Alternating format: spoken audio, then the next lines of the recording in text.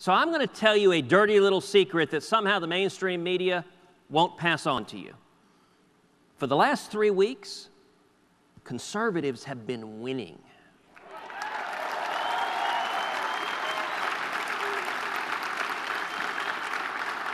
And we're winning because of you. Let me give 3 specific examples in the last 3 weeks. A couple of weeks ago, I was honored to join my friend Rand Paul as he stood for 13 hours on the floor of the Senate.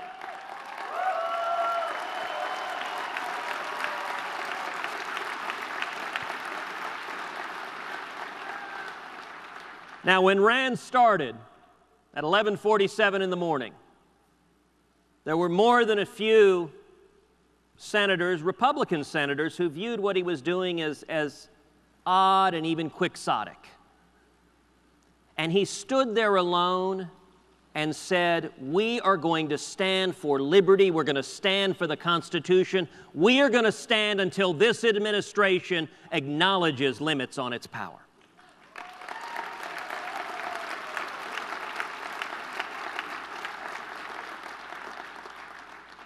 Earlier that day, Attorney General Eric Holder testified at a Judiciary Committee hearing.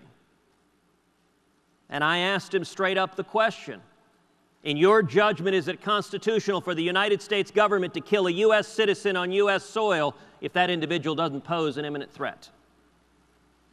His answer was, he said, well, it wouldn't be appropriate.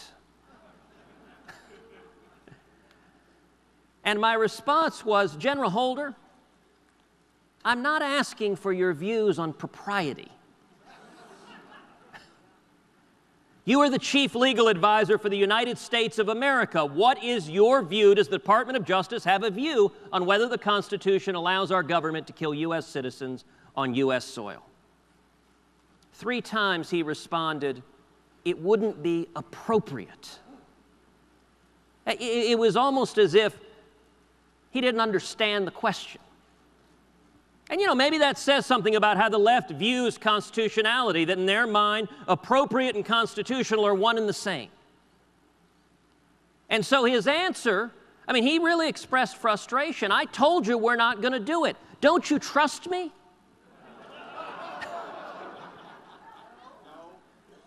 And the answer is exactly that. No, we don't trust you. And we don't trust the next guy or the next guy or the next guy, whether he's Democrat or Republican.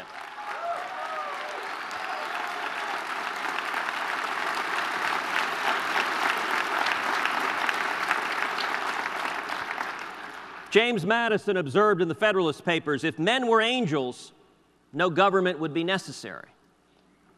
Well, there are not a whole lot of angels in Washington.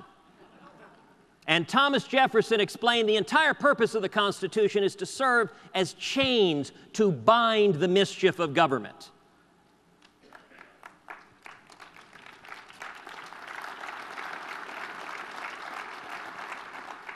When Rand stood there alone, something incredible began to happen.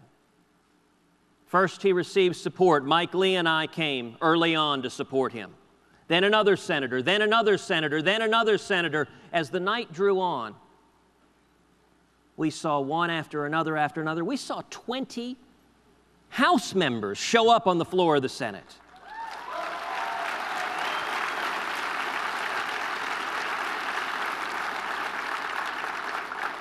I didn't know they knew where the Senate floor was. And something so powerful happened, which is each of you engaged. It captivated the country as the American people looked at suddenly elected leaders doing something we hadn't seen in a long time, standing for principle.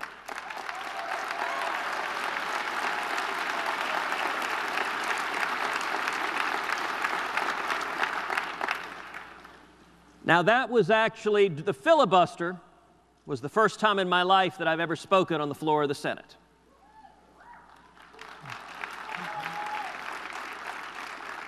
And so, to my grave, I will owe Rand Paul a debt of gratitude.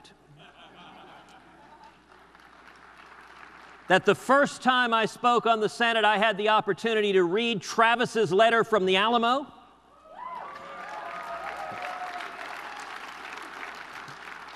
And it so happened the day of the filibuster was the 177th anniversary of the fall of the Alamo.